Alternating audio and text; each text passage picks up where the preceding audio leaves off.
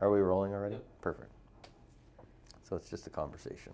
Okay. So when you're ready, whatever your first question is, just go ahead and ask it to me. And there's no right or wrong way. Okay. So I have been getting a lot of, hey, we're going to wait 6 months to buy. Mm-hmm.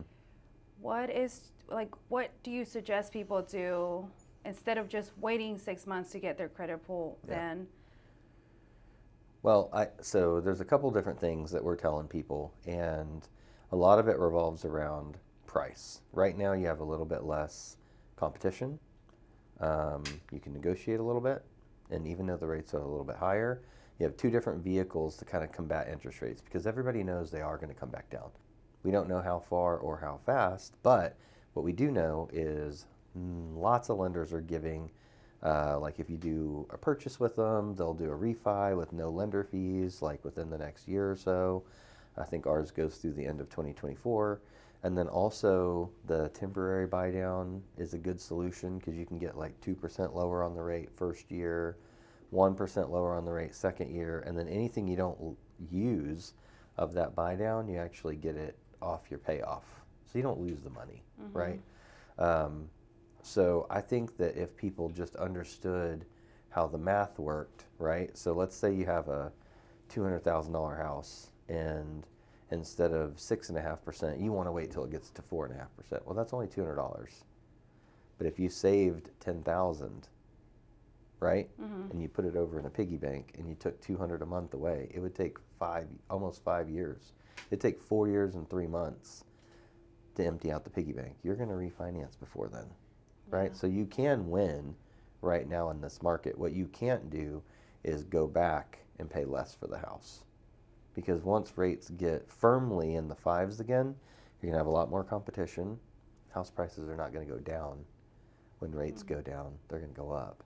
You're going to probably pay a little bit more for that house, maybe $10,000, $15,000 more for that house. And so even if you get it at 4.5, did you really save any money? Maybe not. So I think that learning how to find the opportunity in the market is what we have to do, right? And you know, we have good materials and things like that, but there's nothing like a good old-fashioned conversation.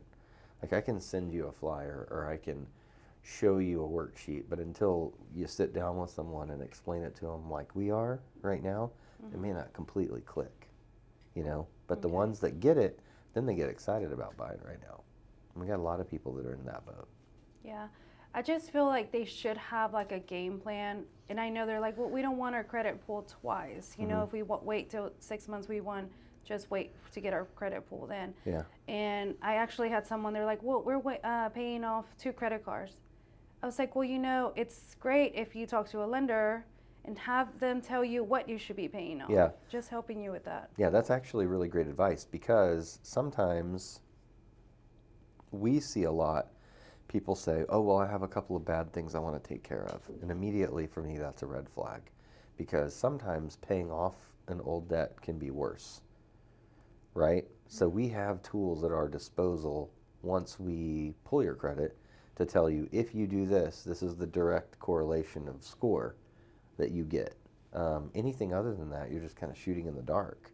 And a lot of consumers, one, they don't know their real credit score to begin with, and two, they may not know exactly what the best use of their money is to raise their credit score. Because sometimes you have to fight an internal battle between, I want that account to be paid so I know that I righted that wrong or whatever if it's a collection, or I want to truly raise my score so I can save money on my mortgage. Sometimes they don't understand one is not mutually exclusive to the other one. Okay. They're completely different things. So to your point, credit reports are good for 4 months, right? So someone that says 6 months, automatically you cut them back down to 2 months, right? You're like, well, credit's good for 4. So we're just talking about the next 60 days. What are you guys trying to work on? Maybe you could get some advice. That way in 2 months we can pull the credit. So now you've cut them down from 6 to 2, right? So then you can just drip on them and keep calling them and just making sure, hey, only 4 more weeks, you know, blah, blah, blah. What are y'all working on? It's really easy to follow up with someone for 2 months. It's a little more difficult to follow up with them for 6. So anytime someone says 6 or 8 or whatever, just chop 4 months off of it and say, this is really when you should apply, because the credit's good for 4, right? So it's a little bit of a, it's not really a sales tactic, it's really a tactic of, if you have something that's going to be a surprise, you want to know day one, right? You don't want to wait till You don't want to 6 wait until you're months. like, I'm ready right now to move. I love this house. I found it. And you're like, I had no idea that was on my credit. Yeah. You want to know the first possible day you can. So always, whatever their timeline is, just cut 4 months off of it. Okay. And that's really when they need to apply. Does that make sense? Mm-hmm. And I think it helps with the conversations too, because then you're setting the tone for how that process should work. Okay. What about first-time home buyers that think they need to have like a 700 credit score? Yeah, well, I think they've been conditioned to think that. Now, higher credit score does help, obviously. But if you're using one of the state bond programs, which is where they give you either a grant or a second lien to help with down payment, once you get past a 640 credit score, everybody gets the same rate and cost. So you don't really need a 700 for that. Now, you still have to have a high enough credit score for the underwriting system to approve you, right? But you don't set the person that you could have a 800 credit score, and if you're using that program, you're going to get the same rate and fees as the person with the 640 credit score. So I think just helping them understand that, like, look, if you're a first-time home buyer and you're looking for, the state bond programs or down payment assistance, like, once you get to 640, you're getting the same thing someone with perfect credit gets. So don't spend an extra $2-3 grand trying to get to 700 if you have no benefit. It's the same with FHA. There's not a ton of benefit once you get past 660. It's pretty much the same until you get to 760, right? It's pretty much the same. Maybe incremental changes, but it's not like conventional. Conventional, every 20 points, your pricing changes, right? Every 5% down more you put, your pricing changes. So conventional is very much like what's your credit and what's your down payment. And that's how they determine your risk and your pricing. FHA and VA are not that way. So if it's a first-time home buyer that's using one of those programs, we try to tell them, like, hey, good news for you is this is designed for people of all credit scores, right? It's not super discriminatory or risk-based is really the right word to say. It's not really risk-based, where if you have a lower credit score and a lower down payment, you're going to get the highest rate possible. It doesn't work that way. So I think just educating them a little bit and letting them know, like, it's okay to buy a house with a 660. Like, you can still get a good deal that's within the market. You just have to use FHA, you know, and that's not a bad thing. They just lowered their monthly mortgage insurance by like 30 basis points. So like on a $200,000 house, that's $60 less a month, which is real money, right? That helps with qualifying for more. It takes a little bit of pressure off the payment with rates being a little higher. So you might see more people using FHA in the next probably 3 to 6 months. We'll have to see how conventional, kind of tries to get those buyers back. But, conventional's making changes to rates on May 1st, where they're incentivizing the 3% down, and they're trying to incentivize the people under 660 to give them better pricing. But I think what FHA just did kind of puts the ball back in their court. So good thing for first-time home buyers is people are fighting for you. All the loan programs are fighting to make it more affordable for you. So in that sense, this is probably the better time to jump in. It is, because last year we saw a lot of people not even looking at FHA loans. Yeah. And now it's different, right? Everybody knows FHA is lowering their fees. So now you have to understand people are going to want to pick what is the most affordable loan for them, not just what we perceive as the best loan for them. Because FHA loans are not harder to close. You just have a couple of things with the appraisal that are different, right? So if the property is in really good shape, there's really no difference. I mean, they don't take longer. They're not harder to close. I think people just have a preconceived notion that if it's FHA, it's not as strong of a buyer. But if FHA keeps lowering rates in MI, it's just going to be cheaper for people to go FHA. And has nothing to do with their qualification. You know what I mean? And the MI can even be lower if they're putting 5% down. And if they're putting a good amount down, the mortgage insurance is not forever.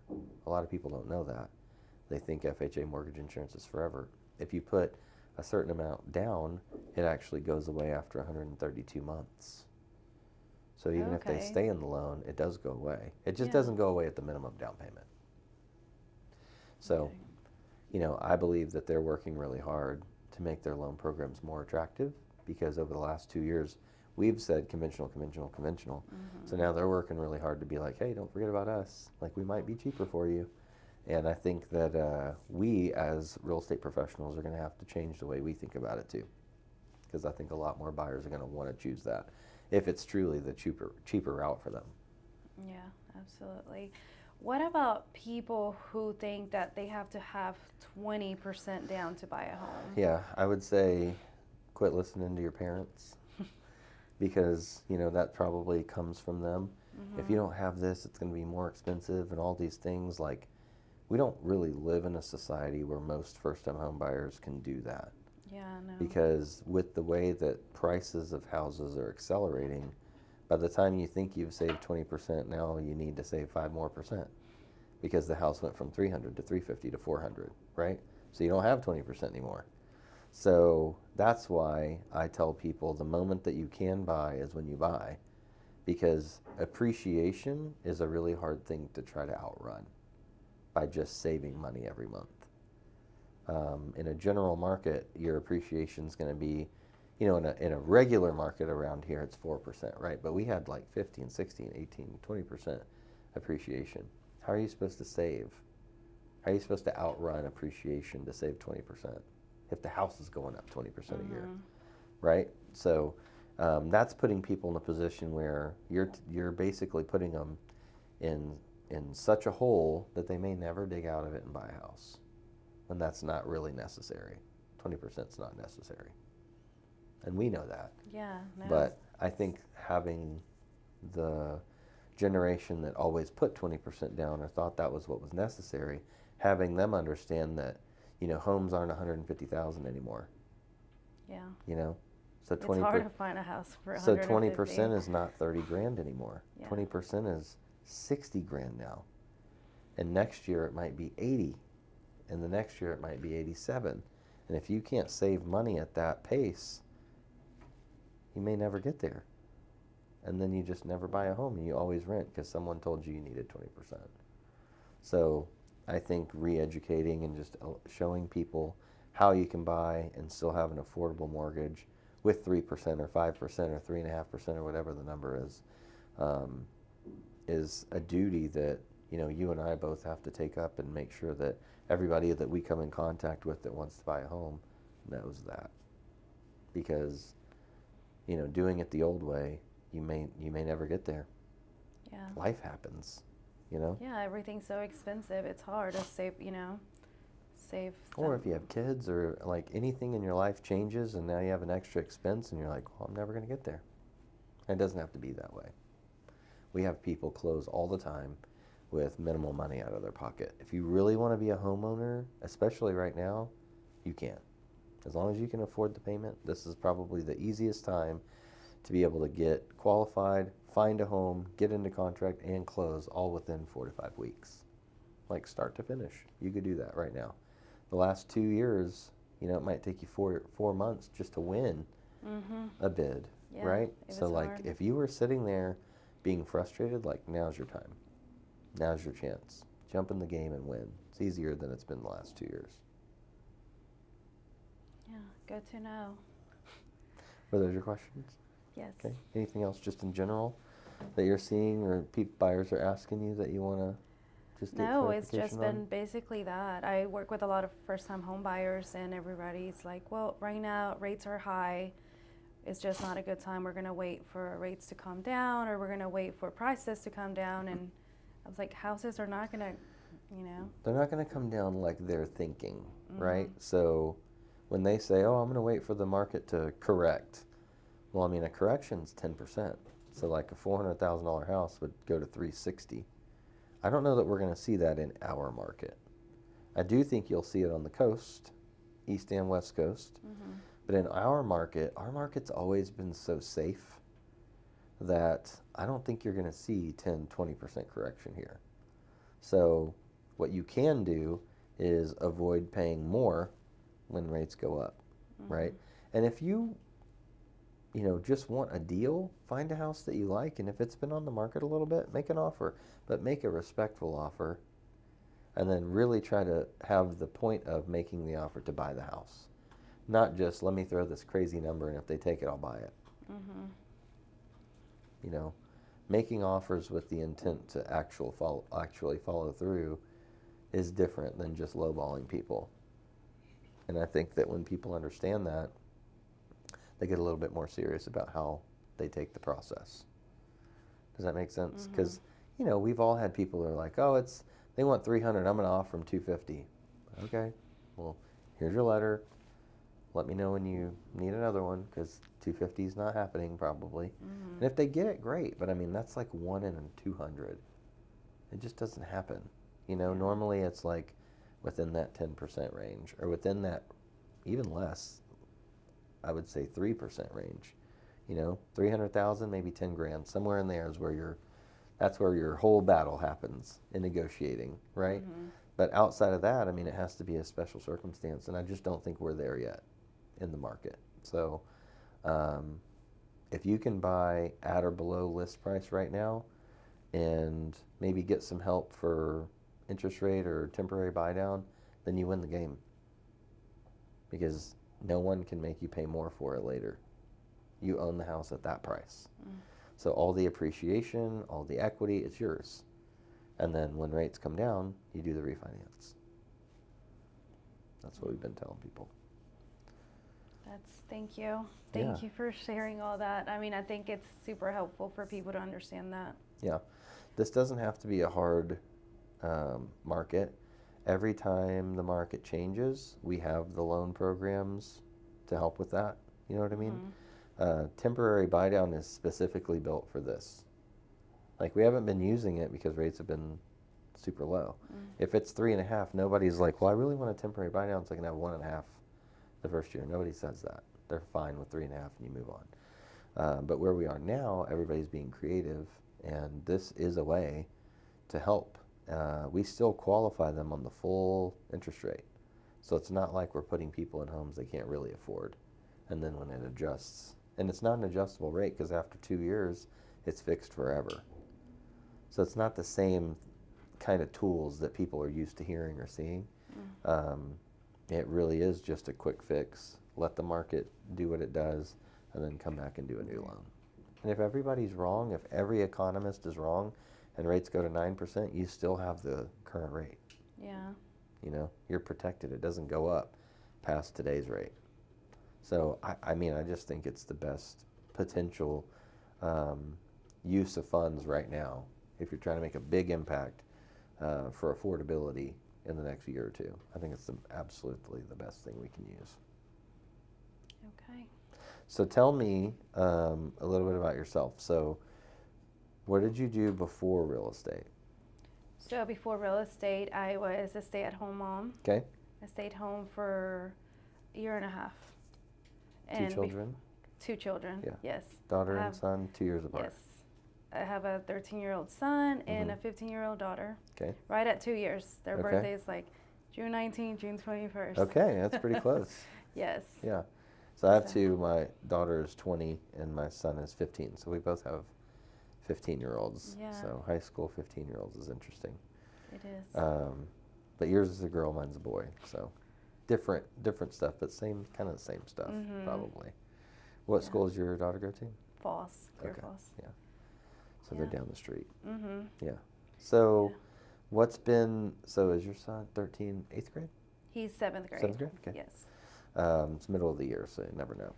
7th grade at Bayside? Yeah. Yeah, we love. So they keep you busy? They do. They're both very athletic. So I'm always on the go. If I'm not at one track meet, I'm on the other one's track meet. Yeah. Or my son has played everything that they have at school, so. That's good. Yeah. They should encourage them to do that, right? Yeah. Does he do swimming?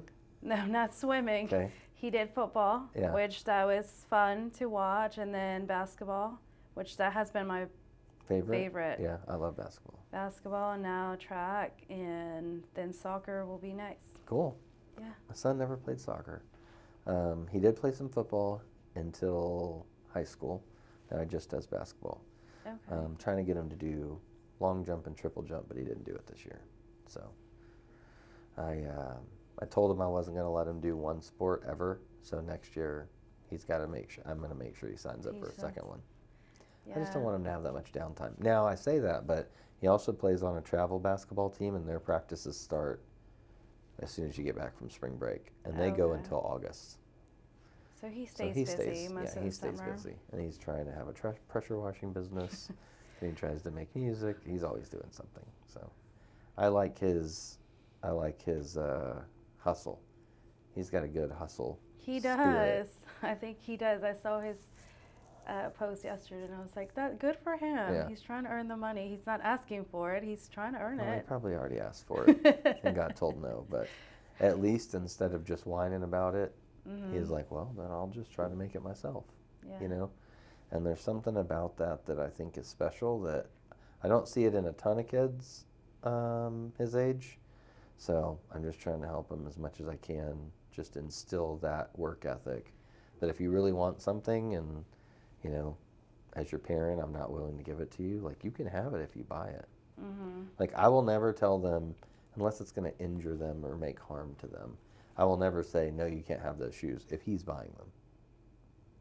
Like, I'll actually tell him, I think it's awesome that you bought them.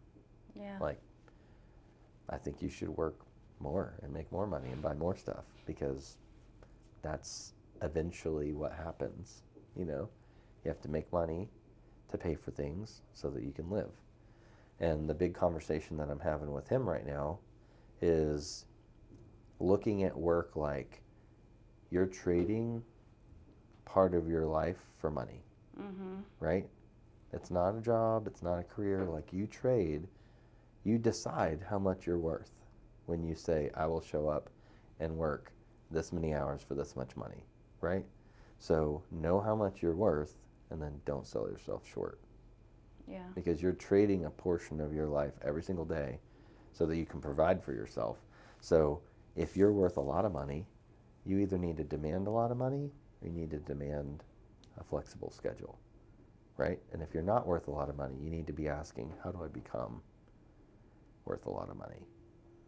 Because you are telling people what you're willing to accept for your time when you take a job. And it blew his mind at first. He was like, that's how that works? I was like, it's actually how it works. It's not how people tell you it works. But if you say, I'm willing to work for $10 an hour, then that's what you're worth. And that's like nothing, you know, like that's not a lot of money. No, it's not. But a lot of people his age are willing to take $10 an hour. So he looks at it and says, well, why would I go work at this place for $10 an hour when I could pressure wash a driveway in one day and make $200? Yeah. And I'm like, well, I don't know why you would do that. I wouldn't do that. I would pressure wash the driveway. And he's like, okay, well then that's what I'm going to do. You know, so I don't know that he's going to be the college one. So I'm trying to teach him the street right now. You know what I mean? Like, this is how it works, man. This is how life works. You're going to decide how much you're worth, and then you're going to show up for that much money. And if no one will give you that, then figure out a way to demand it in something that you do, right? So if that means you got to go learn a trade, go learn a trade. I'm not going to make anyone go to college. I'm not going to just spend money just to spend money. So you can say, oh, I got this thing that I'm never going to use. And it's not for everybody. No, it's not. And I think people are coming around more to that. We need skilled laborers, whether it be, you know, mechanical or construction, or it doesn't matter what it is. We need people that have a skill. Like if you look right now, all these airlines are willing to train people from no experience because they don't have enough pilots. Like there's tons of opportunity. But I think that, you know, we're 2 generations away from everybody goes to college, everybody gets a job, you work there 30 years and you retire. Well, that's not how it works anymore. Yeah. You know, mainly because now when you retire, they don't give you your benefits for your whole life, and there's no pensions, you know, so why would you do that? Why would you just commit yourself to a company when no one ever commits themselves back to you? So in business, we try to commit ourselves to our people so they want to stay, right? Because I understand that. But I think a lot of companies are behind the curve. Yeah. You know, it's so them, and then they don't know why people don't stay. Well, you didn't put them first. Yeah. They're trading their life and time away from their family to be here, and you didn't treat them like they were important. Why would they stay? That's why I love coming here. I see how you treat everybody. That's why they don't leave you. That's, Yeah. you know. Well, and if they do, I hope it's for something that's so much better that I'm excited for them. Yeah. You know, I've had a couple people that leave because they were ready to do something that I didn't have a platform for them to do. And in that scenario, I'm pumped for them. You know, I want them. If you can't get it here because I don't have it and I can't put it together for you, then go get it. Period. But the next time around, I'm going to try to be better prepared so that I have something for that person when they get there. But yeah, I mean, when we recently made our move, we had 55 people, 54 came. And the one that didn't come is just retired. So a lot of that is having honest conversations with people, making them feel like they're a part of every decision that we make, which they are, getting their input, and then making decisions as a group. You know, what we're doing is too big for me to make me decisions. I can't make decisions because it's better for me. I have to make decisions because it's better for everyone. And if it's not, then we don't do it. Period. And I think that people value that, and they want to be a part of that. They want to be heard. They want to know that when they come and say, hey, this isn't working, that you listen and that you validate it and that you fix it, you know? Or you tell them, well, this is why we're doing it this way, just give it another week. And if it doesn't work, then you fix it. It doesn't have to be hard. I think people just get so set in their ways, they're not willing to change anything. But I think that's what sets you apart. Like, you listen and you, like you said, let's give it another week or a month and stuff, and it doesn't work out. You listen and you know you're willing to change. Yeah. Well, I mean, I think if you're not constantly, I think improvement comes through change, right? So if you're not constantly improving, you know, your process, your workflows, the way that you do things, because we have new technologies, we have new things that are available to us. If you're not constantly trying to innovate and improve, then you'll wake up a year from now and somewhere else will be a more attractive place to work.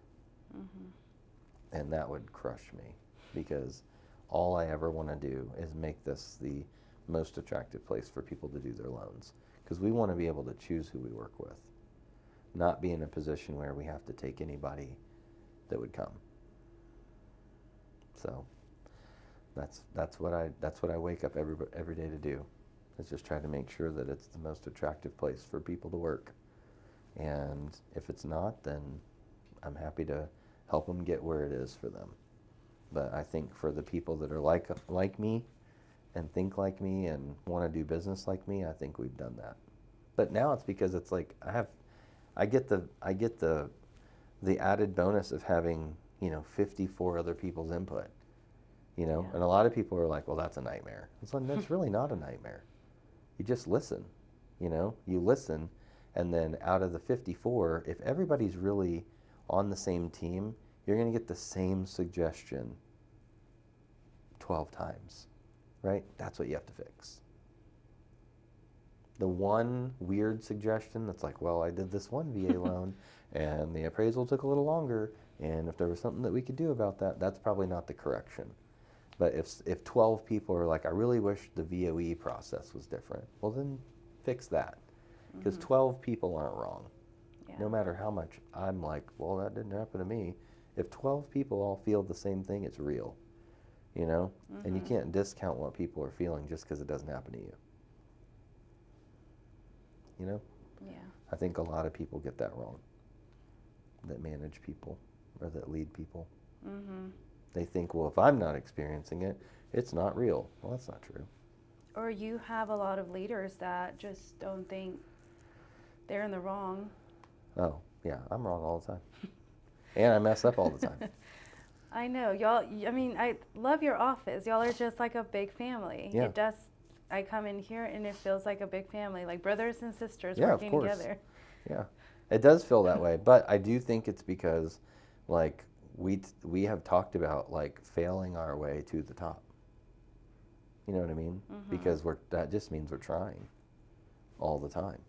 And I know that I'm not right all the time. 100%. Can't be. It's not possible. I surround myself with so many smart, hardworking people. There's no way I'm right every time. None. Probably right less than half the time. But being able to identify when I am wrong and saying, yes, we should do it your way, that's 100% better than I was thinking. I'm done talking now. Is something that a lot of people struggle with. I don't. I don't care who gets credit. I don't care whose idea it is. If it's better, I want it. Period. I want it for me. I want it for the person that doesn't even know they need it yet. I want it for the person that made the suggestion so that they know that they've been heard. I want it for every single person. And you have to remove the ego to be able to do that. And I think some people want it to be the them show. And that's the quickest way to find yourself in a room by yourself with nobody around you. It has to be about the team. Wouldn't you agree? Thank you. Yeah, no, absolutely. Yeah. Sometimes no, I'll thank go you. off and you just have to like bring me back. No, I completely agree. So I do. let's do two more trains of thought for you. That way Uh-huh. we can get something a little bit more. So we'll do this one first. What's been the hardest thing for you? What's the thing you didn't think would be so hard being a real estate agent? What's the thing that you were like, I had no idea this part would be so difficult? Just getting started. Yeah. Like I thought, oh, I'm going to get my license and I'm going to be closing deals left and right because I have a big sphere of influence and I have, family and stuff. And that's not how it went. You get your license, you get active, you let everybody you know that I'm a real estate agent, and you think they're automatically going to trust me. Yeah. And they don't. And you see your friends closing with other people, you see your family, it's like, oh my God. But I've been saying, and it's very like eye-opening because you think everybody's going to work with you because they know you, they're your friends. But that's not how it is. And you do get discouraged and you're like, well, maybe this isn't for me. But you can't. Like, you just have to keep going. And Oh, yeah. I would say the first hurdle is when you break past your sphere. When you're like, okay, this is not where I'm going to feed my family. You know what I mean? It's out here. Because a few of them may trust you in the beginning, right? But you also have people that, when they're really close to you, they don't want you knowing their personal business. So they're never going to use you, right? And then you have some people that might be like, I'm only going to use Liz because I know her and I trust her and I'd rather someone like that know my business. And then everybody in the middle is just kind of watching you at first. Yeah. They're like, what is she doing? Is she doing business? Is she still doing this 6 months from now? That kind of thing. They're in the wait and see moment. So some of those come, after 6, 9, 12 months. Those people might actually call you and trust you because they see it wasn't just a thing you tried, right? You're actually doing this as a career. And then, as you know, the real key is how many contacts can I make? How many people can I let know that I'm a real estate agent? Yeah. And that's the part that you think, I'm not going to have to do that immediately. And then you're like, oh, crap. Yeah, you have to remind people. I need people. to do it immediately. Yeah, and you got to keep reminding people that you're still in the business. Yeah. Even though they don't see you close, you're just still in the business. Because if you don't do that, right, and they go to a house they like and they see the sign, they're just like, okay, well, I'm already here. I don't need to call Liz because I'm already here. Yeah. I already saw the house. You know what I mean? And the other thing is, I think a lot of buyers don't know that they don't pay the buyer's agent. They don't know that. Right? And they don't, or they think like, oh, well, she can't show us a house because it's not her son in the front yard. Yeah. And all it's like misconceptions. they always call, yeah. So they call the sign, which listings are a great way to get leads, right? I don't know that there's a better way to get leads than having the listing. Right? But as someone that's working with a lot of buyers, the education that goes in with making sure that you protect your buyers too, right? If you don't have, a rep or whatever, and they go see a house, they're likely going to just talk to that agent or whoever's working the open house, right? So knowing that you can help them buy any house, you don't have to be the one that listed it. Knowing that, the seller pays your commission, not them, is helpful. They're like, oh, it's going to be expensive, and that's a cost that we pay, just helping them through that. All educational stuff. But yeah, not thinking that you have more time before you have to get outside of your sphere is always eye-opening to everyone that starts in this business. Because especially on the loan side for us, when rates are really low, you think, well, I'll just refi all my family, and then by then I'll meet some realtors. But when rates are high, everybody's like, I'm not refinancing. What are you calling me for? I got 3.5. Get out of here, kid. You know what I mean? So we don't have that. We don't even have that. So now the jump-off point's even higher for us. Like when we bring somebody in, like right now, if they were brand new, the jump-off point's even higher. Because there's not a lot of people looking to do a refinance right now. They may take equity out and put it into something else because stock market's not doing well or whatever. But not a lot of people just saying, hey, can I get a better rate? Not right this second. We're going to have plenty of it in a year or two. Because everybody that got a 6 and 7 is going to want a 5, right? So, and then the other thing I wanted to ask you is now that you've been doing it a while, what's been the most fulfilling thing about being a realtor? The most fulfilling thing for me has been able to help first-time home buyers. I love working with everyone, but first-time home buyers is just different. Just the excitement, the bringing everybody into, like the whole family, when you bring kids, everybody picks out their room. And sometimes it breaks my heart when they don't get the house that they looked at and we submitted an offer and they just didn't get it. It's emotional. It is. Yeah, because they get so excited. And I just love it. I do. I love, looking at houses. They just get excited about everything. I could tell you knew immediately what you were going to say because I asked you and you immediately started smiling. Yes, I know that it's genuine that you want to help first-time home buyers, and I think that's great because there is something special about helping somebody through that process the first time. You know what I mean? They don't have any frame of reference. All they have is what you've told them and what the lender tells them and, maybe what their parents tell them, and they've got to take all that in and try to navigate those waters. And when you do a good job at it and you get them to the end and they're really happy, there is nothing quite like that. It's not. I just closed one in January. They got into a new construction, and it was, I called the other day to check on them because it's been a month since they've been. I was like, how's everything going? He's like, we're just so excited. Like, we don't let the kids touch the walls. We're always, I was like, I know how that goes. I was like, just touching up, but just, they rent it for the longest. They're in their late 30s and they've been renting because they thought they just couldn't buy. And whenever they looked at the numbers and their payment, they couldn't believe what their payment was going to be. They were paying more in rent. Well, rent has gone up a ton over the last couple of years also. So I think the disparity between rent and mortgage isn't as far as people think because rent has gone up so much. Like we see people all the time paying $2,500 in rent. Yeah. All the time. That's a lot of money. We don't even pay for that for our mortgage. Well, you could buy a $300,000 house today for that. Yeah. And people are paying it. And I don't think they understand. I think they think if rent's going up this much, there's no way I could afford a house. That's not true. Landlords are raising it to cover their expenses. Because taxes and insurance and everything else is going up. So, just being able to educate them a little bit. But yeah, first-time home buyers is great. There's so many different ways you can help them. They have the most options, right? And there's something different. I remember buying my first home. I knew nothing about what I was doing. I was selling motorcycles at the time and bought a home using FHA. It was like $120,000. I told them I needed my payment to be $1,000 and it was like 1,006. And I was like, no way, dude, not happening. And he was like, well, if you pay $400, which I didn't even know this, he was like, I can lower the rate and it'll be $999. I was like, done.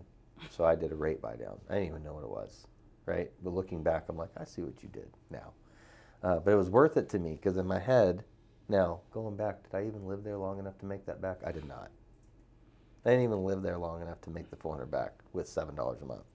But, you know, that was my first experience, you know, and being young and not in the business, I just remember thinking, man, they're asking me for stuff all the time. Yeah. All the time. So many we had. Why do I got to go so look at many this house papers. again? I've already looked at it 3 times. We got to make sure nothing's changed since you first saw it. Okay. All that stuff, you know. And then the first time I mowed my own grass that like I owned the house was like a thing for me, you know. Yeah. I was like, I can't believe they let me buy this, you know. And it's like mine. And if I knock down a wall, I don't have to ask anybody, you know. It was just such a weird thing. But, you know, our daughter was like 6 months old when we moved in to our first house. We had rented a house before she was born, but that was like our house. And doing little things like, so it had stairs, so like having to put all the gates and stuff. Yeah. And then the stair rails were like super wide. So we like we put them in between. Like we bought some and like put them there and painted them so she couldn't. So she could. Yeah, just in That's case. funny. Because, you know, you just, first kid, first house, lots of firsts, Yeah. you know. It's exciting and nervous all at the same time. And, you know, I don't get to go back to that space in my life that often. But sometimes when you get the right buyers, you do get to go back. Mm-hmm. And it's like, yeah, I remember that. Yeah, That I was pretty remember awesome. our first house, we had seen like 20 some houses. I just felt like our realtor would show us houses. I was like, that's not what I want, but okay. The house we bought, I remember saying, I was like, I don't know if I like this kitchen. It has too many cabinets. Too many cabinets. We didn't have a lot. We were, you know, Could you young. imagine? I know, and it was. It says too many cabinets. Yes, I was like, what am I gonna put in there? We lived in that house for 5 years, and when you moved, you had not enough cabinets. I did not. I was like, we need a house with more, like, bigger kitchen, more cabinets. I remember I was like, where did we get all this stuff from? But that was my concern. I didn't have enough things to put in. Well, so, you know, you probably didn't have an air fryer. And you probably we did. We had a crock pot that we got for a wedding. Right. And we had 4 bowls, like cups. We didn't have all that, you know, maybe sippy cups and stuff because the kids were little. But yeah, we didn't have air fryer or rice cooker. Yeah, you get a rice cooker, you get an air fryer, toaster, a can opener, and then you get like you go to a few rodeos and you got cups. Oh God, we had some rockets, got cups, Disney cups, and then before you know it, you're like, this house is too small. We got to move. It doesn't have enough cabinet space. And that's what we did. 5 years later, we moved. Go to a few Pampered Chef parties. Oh God, yeah, lots of Pampered Chef. All of a sudden, you got no room. Yeah, that's part of it, though, you know. And when they get to that point, and then they call you back, and you get to have that experience with them too. Mm-hmm. And you can have those conversations, like when you moved in, did you ever think you'd run out of cabinet space? They're like, hell no. Yeah. I thought we're swimming in storage around here. Yeah. And then 3 years later, you had a kid and a Disney trip and a couple things, and you're like, I got nothing. Yeah. I got no room. Busting out of this place. That's just part of it.